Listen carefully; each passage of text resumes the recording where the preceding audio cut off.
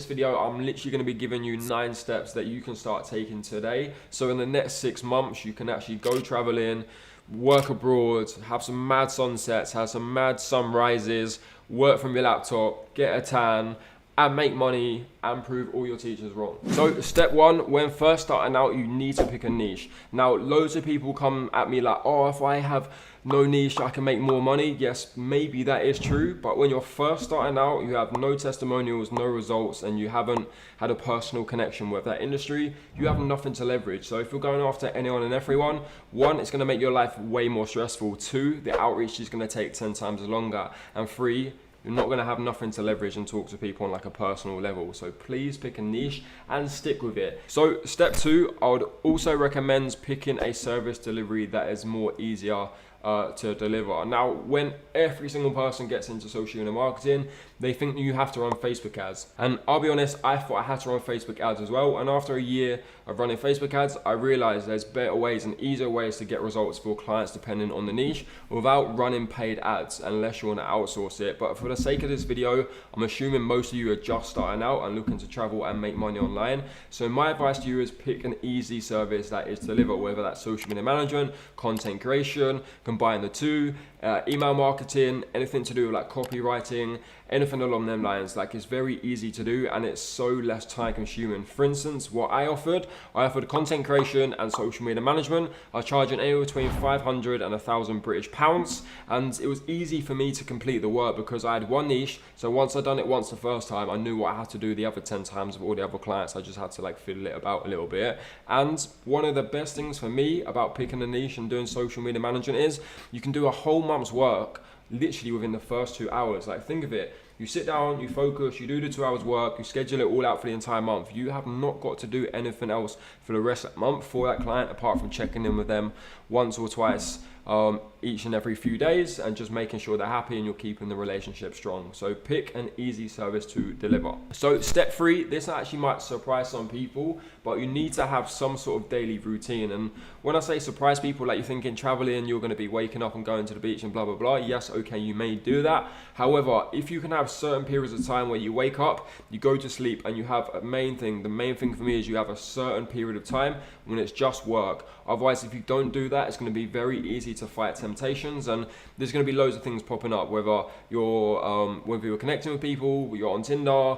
There's going to be loads of opportunities arising while you're actually traveling abroad and in some foreign country. So always make sure between a certain time of day, you always get to do that part of your work. And when I say work, whether that's outreach to new clients, following up, and doing the actual service delivery itself, you just need to have a schedule in place. And yes, it's going to change, but you just need to make sure that you wake up at the same time, you try to go to bed at the same time, and most importantly, like I said, you need to have a schedule in your calendar blocked off. So you start work here, you finish work here, and you just focus on that, and then for the rest of the day you can go out and enjoy yourself and do whatever you want to do. So step 4, you need to have daily targets. Now this is so important, and towards the end, this is what really fucked me over. So when I got too comfortable and I thought I was the man, I stopped hitting my daily targets and started going out and spending money and enjoying myself, which was a huge mistake. Now people, you need to do a minimum of 50 to 100 new outreaches to new businesses each and every single day. And some people are going to be like, 100 messages. Bruv, people, listen, if you can't do 100 outreaches a day, you are not going to be that successful. Yes, you might make some money, and there's people online saying they sent one email and they got a client for 10,000. However, that's not you. You need to be realistic. So your goal is to do a minimum of 50. But myself personally, my goal was to do a minimum of 100 new outreaches a day, and I followed up with every single person that I spoke to throughout the past week or the past few days. Now I don't have a target for follow-ups. I just follow up until I've done all my follow-ups to make sure I'm always staying on track. This way as well, you're also going to maximize clients coming in 24/7, because clients will leave all the time. Like, they can leave, like if their wife's pregnant, if they have a wedding. There's so many various reasons, especially when doing social media management, why clients will leave, because they're not really paying you that much, or if they are paying you quite a bit of money, which isn't that likely. When I say a lot of money, I mean 5, 10, 15,000 per month. They don't really value that much. So you always want to keep your pipeline full, and you always want to make sure that you're consistently having meetings each and every single day, Monday to Sunday. And again, if people are like, oh, I don't work Sundays, good for you, but I definitely do, and that's why I'm here. and you're over there. Anyway, moving on. So step 5 is to actually build out an online community. Now, when I say an online community, because step 1, you've niched down, you really want to build a community around that. So whether you work with, say, let's just use car dealerships as an example, you want to make sure you have an online community full of car dealership owners, and the community needs to be wherever they're going to search your name. Are they going to search it through Google? Are they going to search it through Facebook? Are they going to go on LinkedIn, Reddit?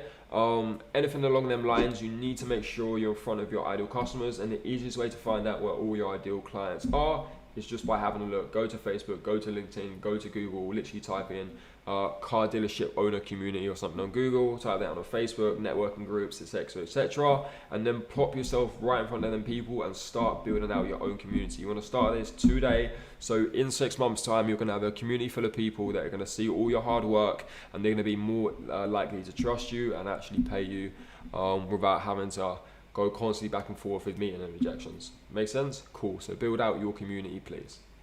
So step 6, it may sound a little bit stupid to some, but this is what I really fucked up on. So I didn't have an end goal. I wanted to go traveling and I wanted to explore and I wanted to go to all these places, but I never had a deadline of when the fun will finish, because of course, like, it has to end sometime. You can't, well, don't get me wrong, you probably could travel for the rest of your life, but there's going to come a point where you need to sit down and focus. You either need to come back to reality, like whether you need to come home and see your family, whether you need to find somewhere that you actually want to stay long term. Because yes, traveling is great, but I promise you, after 6 to 12 months of you moving about all the time, you're going to hate it. Well, I did anyway, and I definitely did not stay at hostels. Like, there was no way in hell I was sleeping at any hostel beds with some dirty shower that I had to share with other people, and like backpacking. I don't want to be around them people. Like, that is not the life I want to live. I like to be comfortable. So in order for me to be comfortable, I need to have a base. So make sure you've always got an end goal to have your base, whether your base is going to be in Mexico, whether your base is going to be back home in the UK, wherever your base may lie. You obviously need to look at visas, staying, long term, all of that. You just need to make sure by a certain date you know that is your end goal, and you're going to come back to that end goal at your base, and you're going to reassess the whole situation, and then you're going to make a clear plan for moving forward. I would always recommend doing 6 months, because 12 months is quite far ahead into the future, and a lot of things can change, your mind can change, things can change, and where you really want to go. So always plan it out by the 6 months, and then 6 months time, make sure you have a base where you can sit down, chill, and reassess where you've been, and then you can make a clear plan and roadmap from where you need to go in the next 6 months. Step 7 is something I did not do, and I really wish I'd done it. And when I came back and I implemented this, my agency took off. So you need to hire a virtual assistant as soon as possible. Now, I get asked this question so many times. When people first start their agency, the first thing they do is find a media buyer and a virtual assistant, which is a bit odd to me, right? So imagine this, you don't know anything about running paid ads, so you're gonna hire someone to do the paid ads for you. So when you speak to that person who's gonna run the paid ads for you, what are you gonna talk to them about? Hey mate, can you run paid ads? Yeah, I can run paid ads. Oh cool, you're hired. No, like, how would you know what to look at? Like, if you can't do the service yourself, you are not capable of having someone on board who can do it. And okay, I get it, you need to hire people that are better than you, that's fine. But at least know what the hell you're doing with it first in order to recruit someone that can help you with it. Because if something goes wrong and they ask for help, you're not going to be no help to them, and you're going to lose out on the client and them, and you're going to probably be minus. Also as well, with the virtual assistant, yes, you can fire people to book your appointments, but if you don't know how to book between 2 and 10 appointments a day yourself, you are not in the right position to hire a VA. So for the first 3 months of starting your agency, make sure you're consistently setting between 2 and 10 appointments each and every single day. And then by the 3rd month, when you've had hella meetings in your calendar, that's when you want to outsource it, because you can train them, you can replicate it, you can build SOPs around it, and no VA is going to come on board and just like jump on board and do like an amazing job. They might do, but I highly doubt it. So you need to have the right training, the right SOPs, and the right processes in place for them to come on and really excel, because you want them to focus on one thing only: type in, send in, and booking appointments. You don't want them to worry about any external stuff. So step 8 is something I learned a hard lesson with. You want to keep your costs low. Now, when you're first going traveling and you're in a cheaper country where everything's so cheap, it's so much more easier to indulge, and you end up spending more money than what you would back home, because you think, oh, everything's so cheap, so I'm just going to buy this and this and this and this and this and this. I definitely learned the hard way in Mexico with that. Also, what I do recommend is, fair enough if you want to backpack and you want to like stay in a hostel, fair enough, but I definitely, like I said, didn't want to do that. And what I done was I went for the really nice Airbnbs to begin with. Even in Mexico, I was paying anywhere between 1,000 and 2,000 for an Airbnb.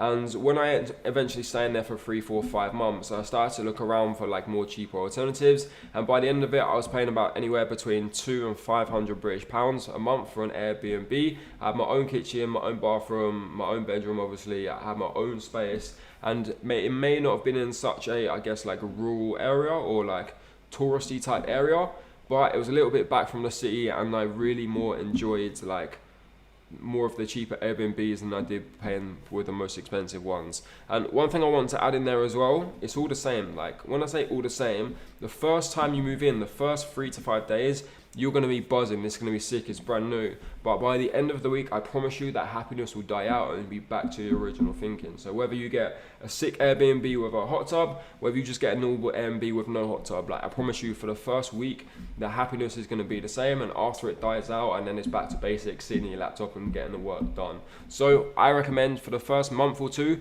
go get a sick Airbnb, like go get the sickest one you can find. Because you need that experience. Like watching me on YouTube is one thing, but you need to go and experience it yourself, right?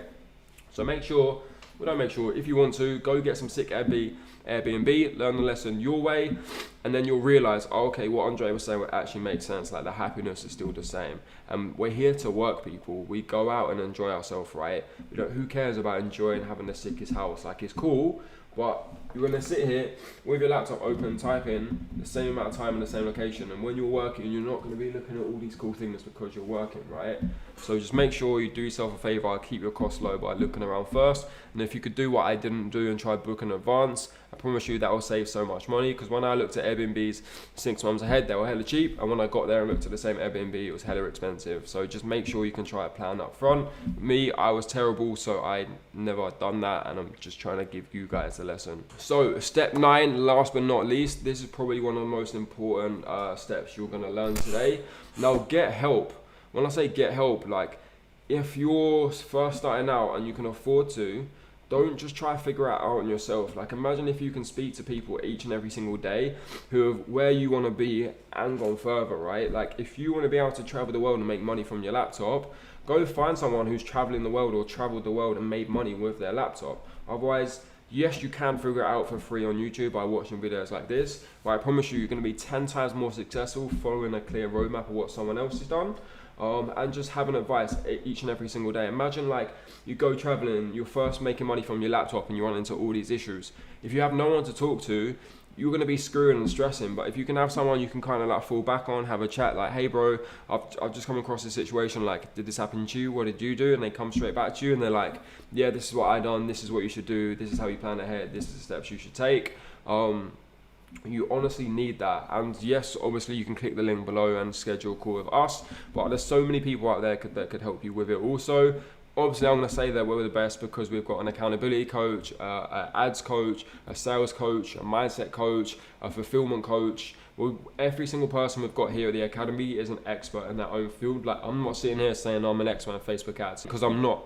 But I am fucking sick at sales and at mindset and about really getting shit done. So if you want to learn how to build up a roadmap for the next 6 months, book tons of appointments, then go traveling, then hire a team, build systems, hire some more team members, and just focus on living from your laptop and traveling the world, make sure you click the link down below. We're more than happy to have a chat with you, either be speaking to myself or Marcus, and we'll just see if you're generally a good fit for where you want to go, and if you can afford it, then let's just do it, man. Like, why wait? So yeah, guys, if you like the video, make sure you drop it a like, I guess, comment, share it up, subscribe to my channel. I'm going to be making hella more videos about how you can travel and make money from your social media marketing agency. And I'm also going to be traveling not too long in the future, so I'm going to bring you guys with me. I'm going to document the whole process. I'm going to be vlogging, doing day in the lives, and I'm going to show you what it really takes to run an online business and be successful and just being able to enjoy yourself without working too hard, if that makes sense. But yeah, guys, I love you and leave you.